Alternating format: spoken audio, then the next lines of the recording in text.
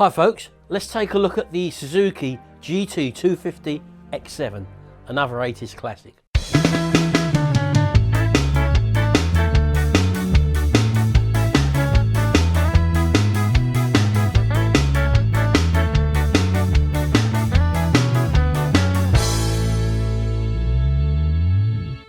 Right, well in this video we're going to look at the Suzuki GT250X7.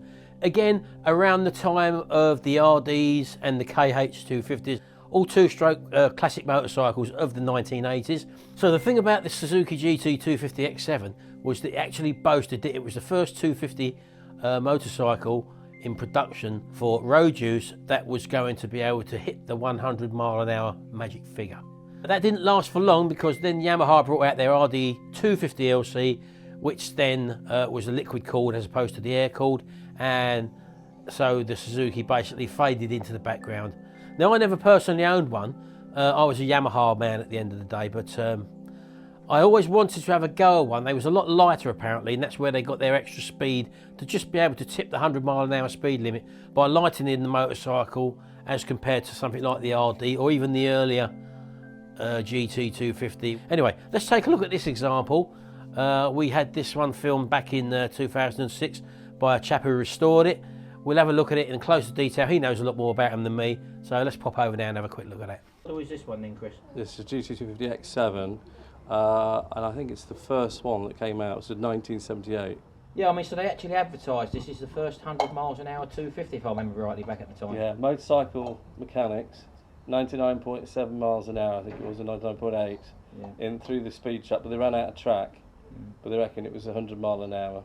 I think quite a few others tried it, but got to probably about 97. Although tricked up versus an RD 250, which is the coffin tank one, they got it to with microns and all the tuning, it's such as 118 versus I think about 114 point something, not being too alien retentive for the RD. So anyway, Suzuki's whooped the RDs. So I mean, you obviously had one of these back when you were 17, then, did you? Yeah, I had the second version, because there were varying versions. There was EX7s, GT250Ns, and this is the one with the 3 pinstripes actually that my mate had, and I had the one with the later transfers on it, so the sort of 1979 version. Yeah. They had code numbers. Was the 78 coded C or something, and the 1979 coded N, and the 1981 apparently was coded X. 79 was N, yeah. C, you've caught me out there, yeah. And then the other one I can't tell you. Yeah. So I mean, how long did the actual X7 last? The actual lifespan of an X7 then? Actually, manufacturing, I think it was probably till about 81, wasn't it? You know, there's some sort of drifting around there, so 2 or 3 years. Because obviously by that time we got the Watercooled LCs out, and it was the death knell. Even making it really light, we couldn't keep up with those. And of course the handling, etc., was exceptionally good comparatively. But though, I'd say there's a couple of things that made this fast. Obviously the lightness, so therefore it was a quick bike, but good handling, good stopping. It was renowned for having good brakes on it, whereas the RD was quite a cumbersome, heavy old beast that hadn't caught up. I mean, this one's obviously in very good condition. I mean, has this been restored at all? This has been completely restored. It's off eBay. And bizarrely enough, I've got all the original tags out the crate, etc. So a bit of provenance. And my friend that I mentioned, I used to go biking. There's about 6 or 7 of us. His girlfriend's brother actually owned this, but you know, off eBay. So it's gone. It's only had 3 owners from new, but this has been completely rebuilt from the bottom up. So the engine, everything. There are a couple of bits that aren't standard, such as the engine casing should be grey, and the air filter box should be grey with a black panel here. But apart from that, everything else is as standard. Yeah. What are the hardest parts to source for them, for the like the restoration on this type? Classic bits, yeah. Cosmetics, indicators, these little discs here, proper clock consoles, because obviously in the later version, the 81 version, it was a single unit, whereas here it's twin clocks. Yeah. You can get good pattern bits, but number one, exhaust. But I got a brand new set from Japan. It took 6 months to arrive, at £300 lighter, but you can still get them. Of course, the other thing as well is that you get the modern version of Avon Roadrunners or TT100s, and these actually help you stay on the road rather than pushing you off. Yeah. What tuning mods would you have done to this back in like the late 70s, early 80s, and if you was a 17-year-old? You would have, if you got fed up with it, which you did because you wanted to see how fast it would go. Clip-ons, set of rear sets. You would have put probably a set of microns on it. Maybe all speeds, but the favourites were microns. If you'd gone quite specialist, you may have gone to someone like Terry Beckett and got it tuned and had his sort of like bean cam welded exhaust with a bit of matte black on them and lots of welding. K&N filters, up the jets on it, and if you were really wanted to go for it, you'd get the barrels off and you get your needle file out and you'd start chiseling away. But you know the rule is wider, not higher. Or deeper, should I say? Yeah. So. I mean, these with the KHs and the RDs. I mean, these were basically the bikes which the teenagers used to go for. Again, being a two-stroke as well. Yeah. Yeah, it's very rare to find one in standard condition. As I say, was this in standard condition when you got hold of it then? Or? No, it had microns on it, and you know, there's a few bits. The paintwork wasn't standard, so I've taken it back to standard paintwork for the year, because again, a lot of people, it was actually in a metallic red. So somebody had actually sprayed it, put the 3 stripes on it. But again, I suppose you can become quite involved with these machines, and it's where to stop. But you know, this is the actual sort of colours and paintwork and the graphic, even down to little things like a dot and a comma after co. Right, so there's that much that you recognise the actual detail changes throughout the models then. Yeah, it's really important. If you're going to put it back to standard, then you know, I think you become quite particular about things. Even the way the wheels are painted, etc. You know, it's the internal faces, not the external faces, etc. So these wheels actually have just been put on. The colour is slightly too dark, actually. It should be more of a dark grey, and that's going charcoaly grey. But again, it's not that far out. But yeah, it's all these bits here. Seat covers. You know, you'd be lucky if you got one of those. So you often, you know, end up having to try and, you know, find something. But it's not. I mean, it's still not bad. You can go on eBay and you can get a seized version for 250 quid. But it was in Classic Bike in this month. So it's now everybody highlighted that this is the one that everybody wants, and they've told you how much to pay for them, and so I'm sure they're going to get rarer as we go along. Well, as I say, two-strokes back in the day with the teenagers driving, they didn't tend to last, as I say, but now us 40-somethings have now found them again, and we're sort of reliving our youth, basically, aren't we? We're the new phase of British bikes. They've gone. You know, they're the ones we were brought up with as being, you know, classics and dumping loads of oil on your drive. And now what we've got is we're coming back. You say a little bit of disposable income, and we're reliving our youth. Although, as I say, with the extra weight and maybe the slower physical reactions, we probably don't ride them in the same way, because obviously you've got to rev these, keep them up in that red line, and that's it. Performs really well, and you know, it still pulls 90, 95 very easily with a chunky chap like me on it. So did they have any weak spots at all, Chris? Yeah, there was a couple of bits. I mean, again, you have to look after things like the fork seals and that. The disc brake wasn't bad.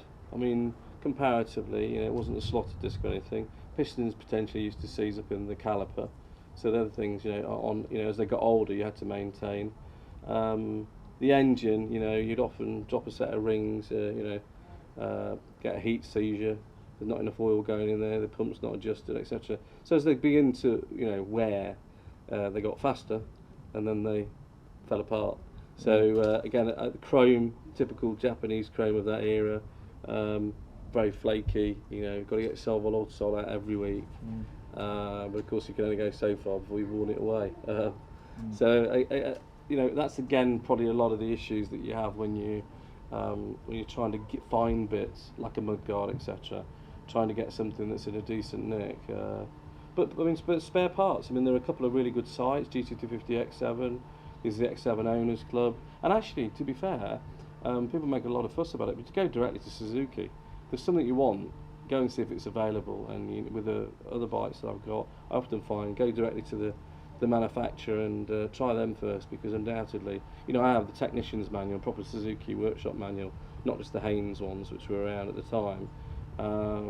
But yeah, overall it's relatively simple to look after them. But if somebody's messed with the engine, then the only thing you can do is re-sleeve the barrels, and if you can, and completely rebuild it and take it back to standard and start from that, because there was a lot of filing going on, and I think, as you said earlier, they were thrashed within an inch of their life, and therefore lots of them were crashed. You mentioned early on that you can probably pick one of these up that needs restoring for about £250. I mean, in this sort of condition, I mean, what's this liable to command in today's market? We're giving the classic bike thing, it's saying something that's in concours condition, and I would say this is probably, what would you say?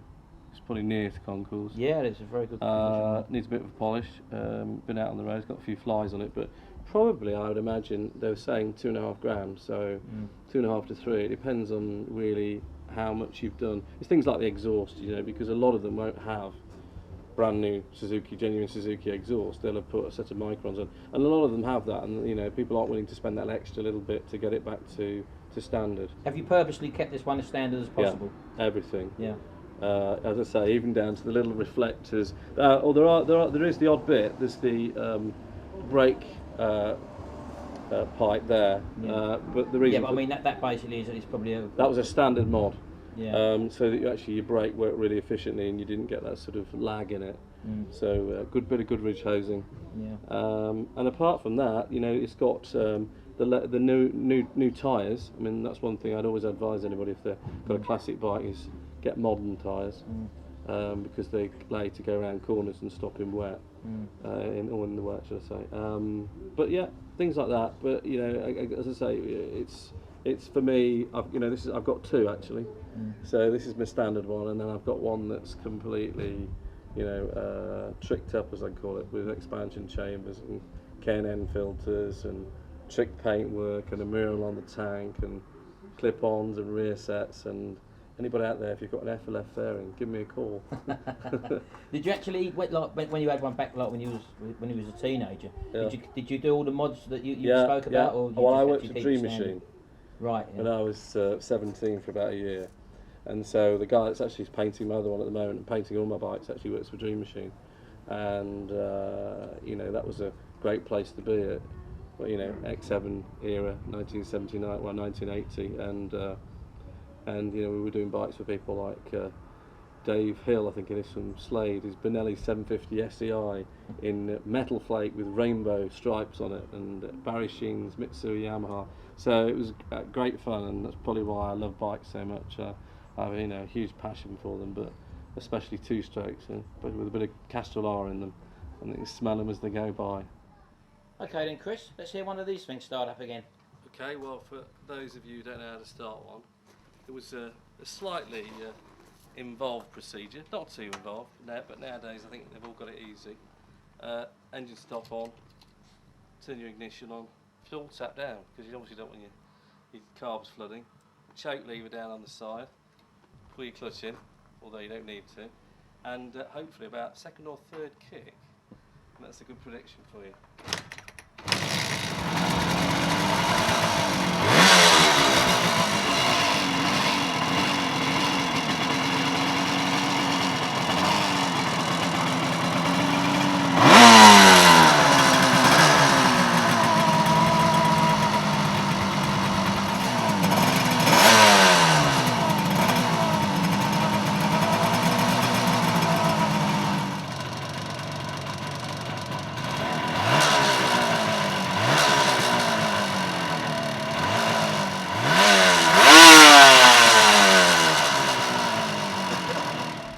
Well, as I say, Chris, it's one of the best examples I've seen, and I'm sure you're very proud of it, and thanks very much for showing us it. No, I'm very proud that people want to have a look at it. Of course, it's one of those things that you get to do these things, and I took it out actually. First time I took it out a few months ago, and it had its first MOT for a long time.